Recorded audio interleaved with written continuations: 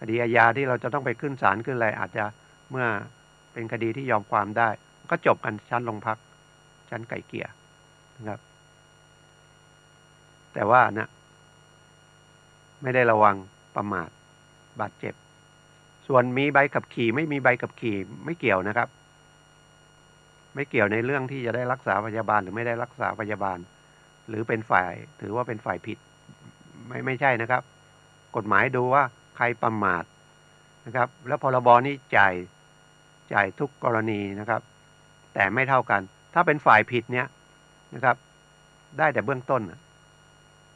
30,000นะครับแม้จะเสียชีวิตอะไรถ้าเป็นฝ่ายผิดนะครับฝ่ายผิดถือว่าไม่ระวังไม่นั้นก็คนก็ไม่ระมัดระวังว่าเฮ้ยฉันมีพรบฉันจะขับรถยังไงก็ได้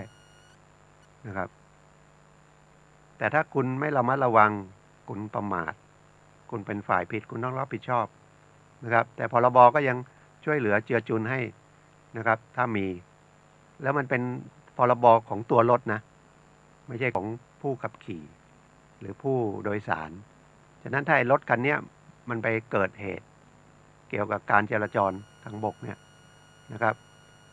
มีพรบอยู่ก็ต้องคนบาดเจ็บในนั้นจะกี่คนก็แล้วแต่นะครับก็รักษาพยาบาลนะครับถ้ายังต้องพิการก็มีการชดเชยบางส่วนหรือถึงตายก็ชดใช้แต่คนที่ทำผิดเนี่ยนะครับไม่ได้ไม่เกิน30,000นะครับฝ่ายผิดนะอันนี้เป็นอยากจะให้เห็นว่าความสำคัญของพรบอย่างรถเครื่องมันก็ตกวันละบาทนะครับวันละบาทรถเก๋งส่วนบุคคลไม่เกิน7คนก็ประมาณ600บาทปิกอัพ800หรือ1,200ก็แล้วแต่อันนี้มันเหมือนรถไม่ได้รถรับจ้างอะไรนะรถบุคคลเนี่ยมันมีอะไรเนี่ยเกิดระวังแล้วก็ยังมีอุบัติเหตุได้แล้วมีคนเจ็บหรือถึงคนตายเนี่ยพรบก็ดูแลนะครับกฎหมายก็บังคับนะจะไปต่อทะเบียนรถถ้าไม่มีพรบเขาก็ไม่ต่อทะเบียนรถให้นะครับแล้วต่อเดี๋ยวนี้นะครับก็ได้สติกเกอร์มาอันหนึ่งก็ถือว่ามีพรบแล้วเราก็มีพรบตัวฉบับต้นฉบับต้นคู่ฉบับของเราเก็บไว้หางเขาก็ติดไปในการแบบพิมพ์เสียภาษีประจำปีในการใช้รถนะครับแต่ได้ข่าวว่าคือตอนนี้มันมีทั้งพรบพระราชบัญญัติจราจรมีทั้งพรบขนส่งนะครับเดี๋ยวนี้เขาว่าจะรวมนะครับถ้าขนส่งมันแยกไปหรือมีพรบทางหลวงอีกเนี่ยมัน3พรบเกี่ยวกับการใช้รถใช้ถนนนะครับการไปสอบใบขับขี่ก็คือให้เรามีความชำนาญในการเอารถขึ้นมาใช้บนถนนนะครับไม่นั้นมันไม่รู้กฎเนี่ยไม่รู้กฎจราจรเนี่ยนะครับส่วนใหญ่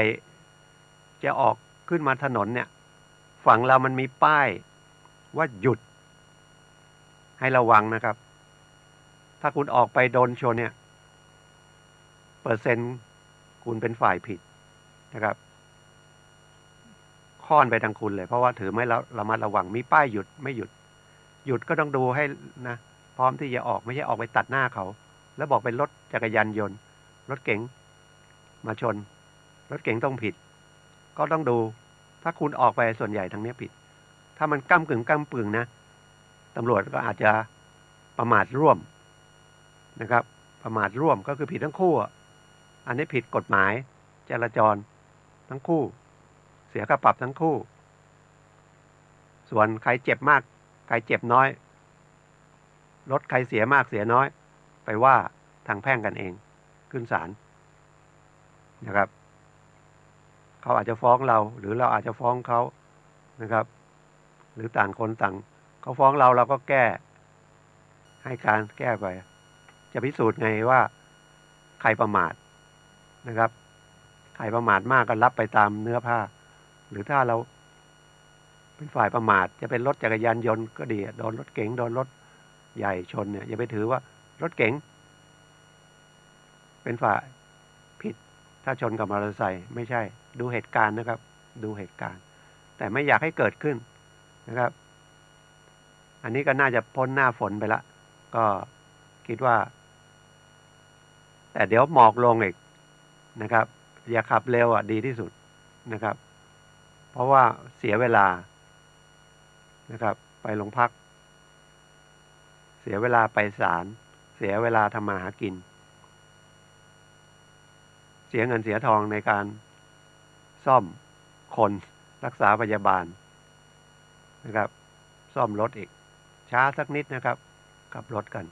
ก็ฝากไว้นะครับรายการทนายความพบประชาชนนะครับทุกวันเสาร์นะครับ10 ถึง 11 นาฬิกา FM 104.5นะครับก็เหลืออีกประมาณ10 นาทีนะครับ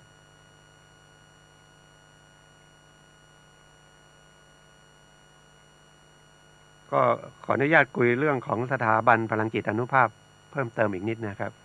เพราะว่าถือว่าเป็นหลักสูตรสอนเกี่ยวกับสมาธินะครับเป็นโรงเรียนสมาธิก็แล้วกันเป็นสถาบันเป็นถ้าหลักสูตรครูสมาธิก็ตำรา3 เล่มละเดือนครึ่งประมาณเดือนครึ่งนะครับแต่ช่วงหนึ่งก็คือปีหนึ่งเปิดได้2 ครั้งนะครับก็เลยกลายเป็นประมาณหยุดมั่งอะไรมั่งก็ประมาณ6 เดือนนะครับเรียน96 หัวข้อหลักสูตรครูสมาธินะครับแต่รุ่น41ตอนนี้ไปเรียนไปนั่งฟังได้แต่หมดสิทธิ์เป็นนักเรียนรุ่นนี้ละนะครับเพราะว่ามันเข้ามาเดือนเล่ม1จบแล้วนะครับเพราะว่ามันต้องเรียนมีเวลาเรียนไม่น้อยกว่า 80% นะครับถึงจะมีสิทธิ์สอบนะครับสมาธิไม่ใช่เรื่องของคนที่เกษียณอายุหรือไม่รู้จะทำอะไรก็ไปอยู่วัดอยู่วาไปทำสมาธิไม่เอาทางโลกแล้วไม่ใช่ของพระอาจารย์หลวงพ่อวิริยังของสถาบันพลังจิตอานุภาพเนี่ยนะครับบอกว่าสมาธิสอนเพื่อให้มันมีสติมากขึ้นนะครับเพราะว่าท่านบอกว่าจิตใจที่เข้มแข็งก็คือจิตใจที่มีสตินะครับถ้าคนขาดสติสักอย่างเดียวนะครับเมื่อเช้าก็พอดีฟังวิทยุรายการวิทยุของหลวงตามหาบัวก็คุยเรื่องสตินะครับสติเป็นตัวคุณธรรมที่มีอุปการะมากที่สุดนะครับพระอาจารย์หลวงพ่อวิริยังที่ตั้งสถาบันพลังจิตขึ้นมาก็ตั้งเมื่อปี40ก็เป็นศิษย์หลวงปู่มั่นนะครับแล้วก็เป็นน่าจะเป็นศิษย์หลวงปู่มั่นองค์เดียวมั้งที่เผยแพร่เกี่ยวกับสมาธิในกรุงเทพท่านอายุ98แล้วนะครับท่านยังแข็งแรงนะครับเดินเหินได้นะครับสอนหนังสือได้นะครับบริหารงานได้เป็นเจ้าวาดนะครับวัดธรรมมงคลสุขุมวิท101ซอยปุณณวิถีมีพระหยกองค์ใหญ่ที่สุดในโลกเจดีย์สูงที่สุดในประเทศไทยนะครับแล้วก็ที่ยิ่งใหญ่ที่สุดก็คือท่านต้องการให้คนเนี่ยนะครับมีกำลังใจหรือพลังจิตโลกมันจะอยู่สบายขึ้นนะครับเพราะส่วนใหญ่เราจะไปทางวัตถุ